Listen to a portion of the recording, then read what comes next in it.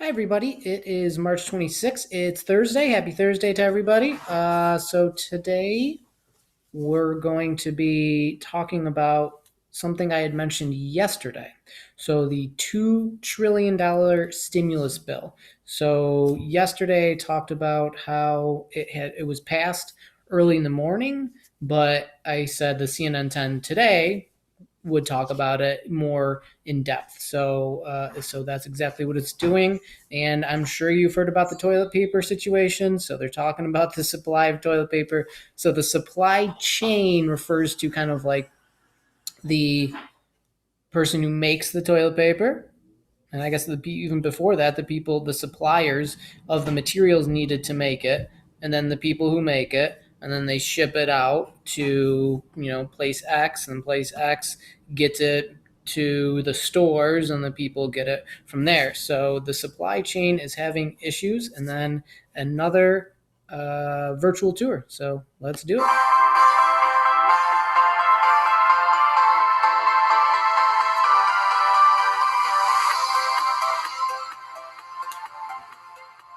A city in Alaska is the second stop in our series on virtual vacations because fewer people are taking actual vacations. It's coming up in just a few.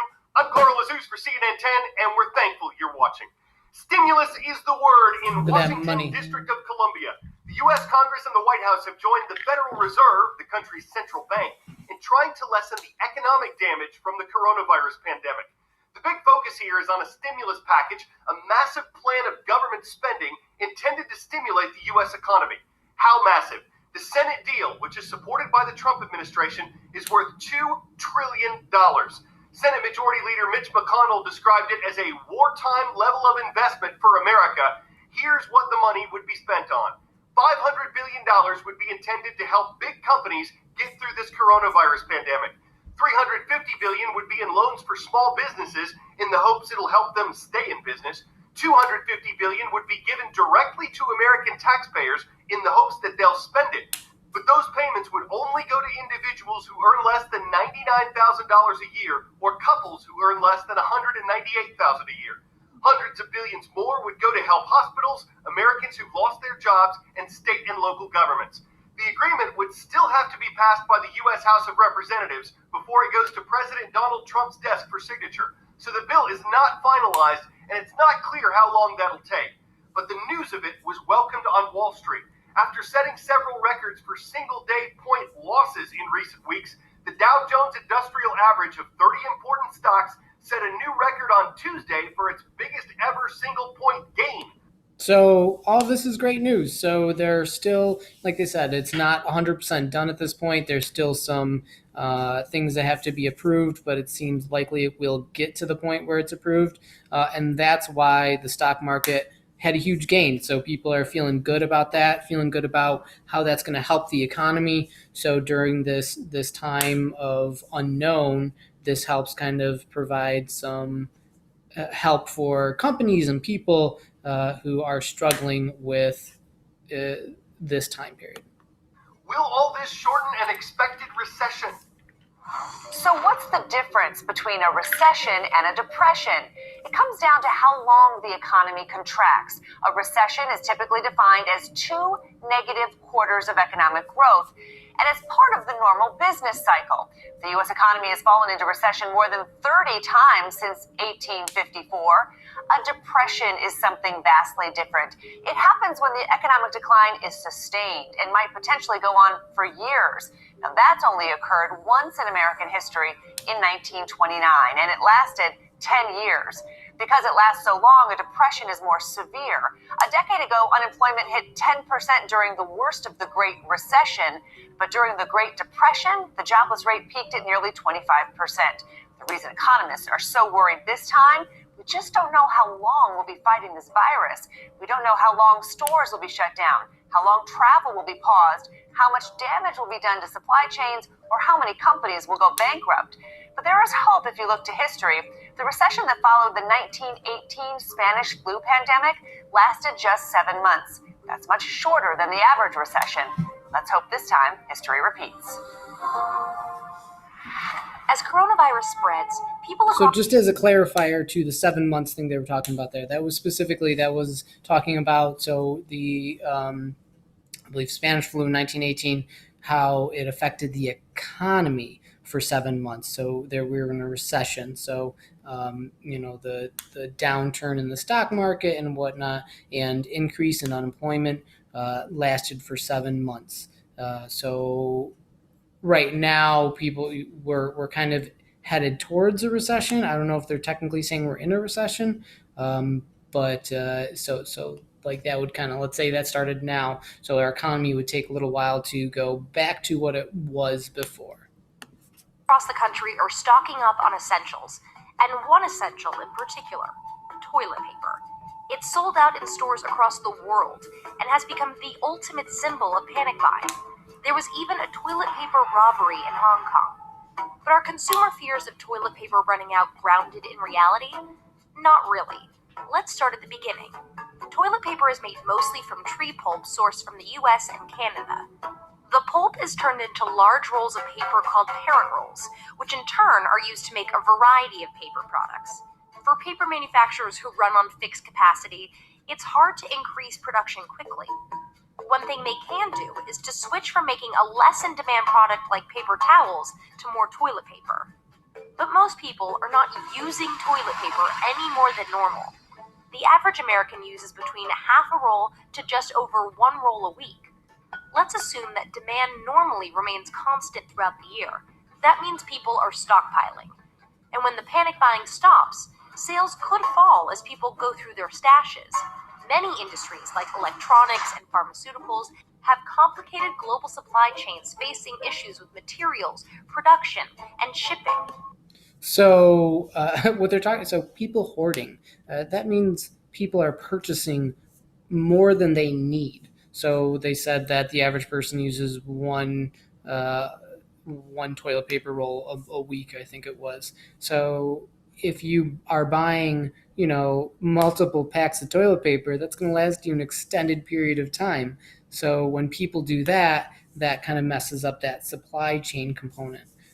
So it's very unique. I went to BJ's and there's just no paper towel. There's no toilet paper. There's no tissue. I've never seen such a thing. And so this is kind of talking about why this is. Because of the coronavirus. The toilet paper industry, with its comparatively simple supply chain, should be able to weather the virus more than most. 10-second trivia. Which of these cities is located the farthest south? Nome, Alaska, Juneau, Alaska, Helsinki, Finland, or Reykjavik, Iceland? Juneau, Alaska, or Nome. I feel like only Alaska. Of these cities, the Alaskan capital of Juneau is located the farthest south.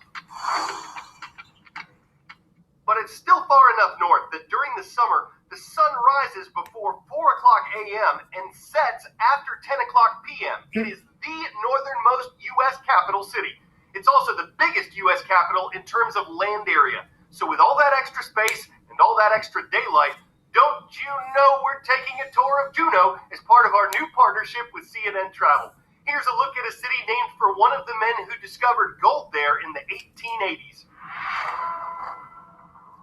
Nestled along Alaska's Inside Passage, the capital city of Juneau sits as the gateway to the last frontier. Accessible only by boat or plane, this city of 30,000 offers visitors the distinctive opportunities of a major city and the remote wilderness. Among all the destinations in Alaska, Juneau is really unique because the reasons people want to come to Alaska to see wildlife and wilderness and glaciers and mountains are found right here in our little community, and everything is really close by. In Juneau, the pristine wilderness is the main attraction. There are dozens of ways for visitors to get out and enjoy all of the natural resources surrounding the area. Yeah, it looks There's lovely. opportunities to do just about anything outdoors. Whale watching is one of our most popular activities. Juneau has one of the most fantastic humpback whale watching opportunities in the state. Hiking, biking, kayaking, all of these things are opportunities to interact with the wilderness, which is what we love to do here in Juneau. Juneau is situated in the Tongass National Forest, which dominates the surrounding landscape. The Tongass National Forest is the world's largest remaining temperate rainforest. And with that environment, even though it's spread out over a huge area, there's some really unique elements here that are very accessible in the city of Juneau. The proximity of the forest means visitors can trek on glaciers, experience wildlife up close, and even do a little mountain climbing. But don't pull out the ropes and harnesses just yet. The Mount Roberts Tramway in downtown Juneau can whisk you up to the top of the mountain without breaking a sweat. One of the great aspects of Juneau is our mountains. We're surrounded by mountains. So the tram was built, and it is a really wonderful, scenic way for people to get up into the mountains or nearby and have incredible views of the area that surrounds Juneau. If you're not the outdoor type, Juneau still has plenty to offer.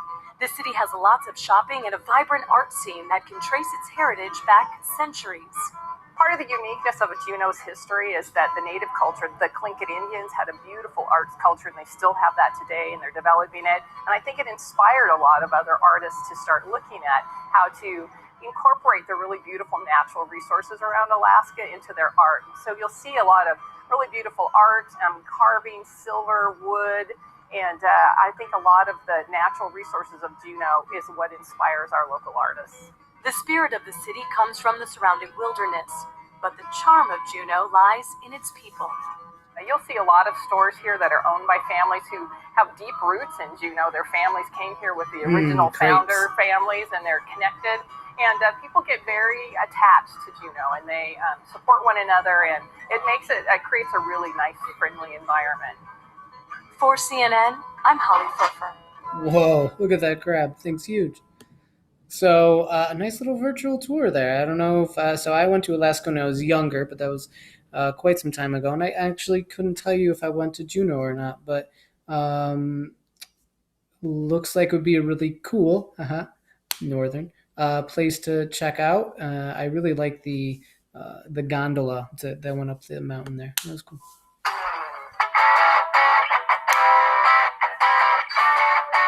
Before we skip out, we're skipping stones. The Guinness World Record for the most skips with a rock is 88, but it helps if the water is calm and smooth. It wasn't on the shores of Lake Michigan when this competition was recorded last summer, and a new record wasn't set. But a man did manage to skip a stone across the choppy surface 20 times, and for that, he received some goblets from the Mackinac Island Grand Hotel, stuffed with $200. Now that's something to marvel at. The skipper's definitely worth his basalt. He started with a clean slate, took nothing for granted, got ready for a belt sparring match, utterly pummels the competition. Hey, listen, skipping stones is hard. It's no wonder the winner is a rock star. Is it any coincidence that the skippers are the mascot of North Kingstown High School? Either way, you guys totally rock in North Kingstown, Rhode Island. I'm Carl Azus for CNN. All right, guys. Thank you very much. That's it for CNN 10 today. Pretty straightforward. So the stimulus bill for $2 trillion, the toilet paper supply chain, and a little trip to Alaska. I hope you guys enjoyed. I'll see you guys at 11:15.